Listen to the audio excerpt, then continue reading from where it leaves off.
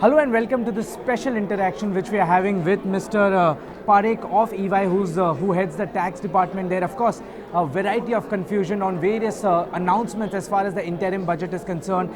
Sir, of course, there were various announcements starting from the farm sector to as far as the income tax space is concerned and so on and so forth. For you, which would be the top three hits as far as the budget announcement is concerned and which would be the top three misses?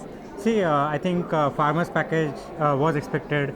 Also on the disposable income tax, it was expected. But to me, a big surprise and a welcome news is on the real estate. A lot of good announcements. No tax or notional tax on second home. Right. You can actually invest into a second property and get capital gains exemption. So I think there are a lot of good news. No tax on unsold inventory up to 2 years. That's a very good surprise. Of course, the googly, as I would say, is on the income tax. Earlier, when FM was speaking, everybody thought that there is an exemption and the slab has been moved to 5 lakhs, but it seems that's not true. Actually, only income up to 5 lakhs is exempt, which Right. means if you have an income of 4 lakhs, you don't pay any tax. But if you have an income of 6 lakhs, as an example, you actually pay tax as usual, as you were paying earlier. Right. So that's a big difference which earlier market had not understood, but this is one critical thing. I think in terms of misses, possibly, as I said, the taxpayers, middle class was expecting a movement of slab itself, Right. so that's not happening. Second, I think in terms of some more increment on Section 80 deduction on the investments, so that also market was or people were expecting, that's not happened. So that are some of the areas which we could have heard more better Expected news. more. Sir, of course, I would want to start with the point of income tax because that's where there is still a lot of confusion. People are still trying to figure out as to what has happened. Has the slab moved? What is the rebate element all about? And I would want to make it very simple by putting numbers to it, right?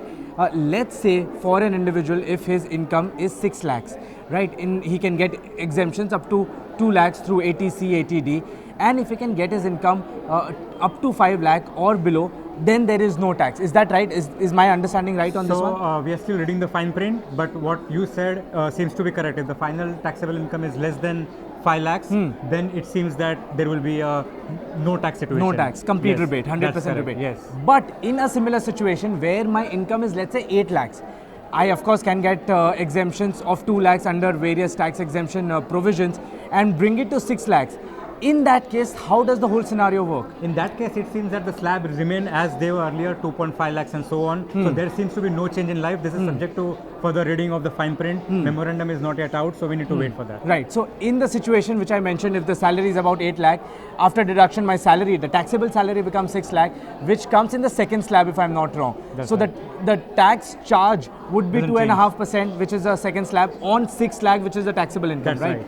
Perfect. That's the confusion, and we need to really simplify it for the viewers. But as far as the capital gains tax on selling of one house is concerned, there has been some good news for people who want to buy 2 other houses by selling the first house. Help us I understand. think that has been linked up very well because what the logic is that you can actually sell a particular house and actually buy 2 new houses and still the gains on the house could be exempt, and this very well matches, this not many people have observed, it matches with the exemption which is given on the second property, so there is no notional rent also on the second property. On the second property. So that actually helps in today's generation for the youngsters.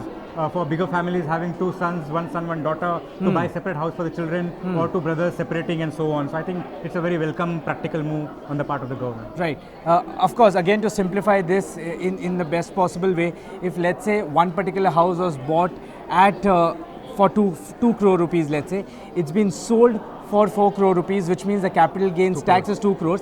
Now there won't be any capital gains tax as long as it stays in the limit of 2 crore. Is that the right understanding? In the limit of 2 crores plus, as long as you are investing in 2 properties.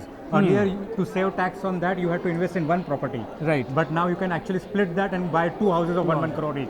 So I think overall, with farmers package, with the whole real estate related developments and the proposals, there is going to be good enough disposable income in the rural economy and as well as the urban economy. You cued me to my next question, which is the whole farm package. Of course, on expected lines, a farm package was announced. How significant do you think would that turn out? And what would be the key features according to you how much of a disposable income strength would it really leave in the hands of the rural economy? So they are talking about, if I recollect, 75,000 crores and also 6,000 per year.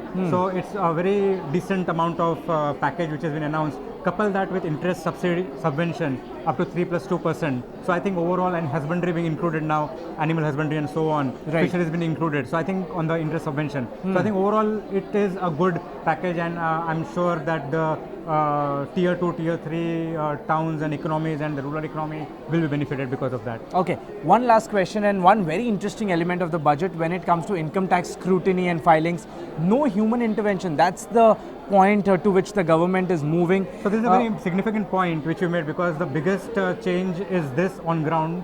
Automation, digitization, which was in some ways already there because of GST, and now it's going to next level, and India will be on lines with the global matured economies where refund can be expected in 24 hours. I think that's a very good news. And also on the tax audits, tax assessments, there will be remote assessments, no human interface. Right. I think we are really moving towards a digital economy in many ways, even including on the tax world. So I think it's going to change the way the taxpayers interact with the government, including on indirect taxes, because customs for import-export with SFID, again a lot of things are going to change. So it's all automation going forward. All in all, a step which will smoothen, fasten the whole tax assessment scrutiny process. That's right. Bringing more even further. transparency to be.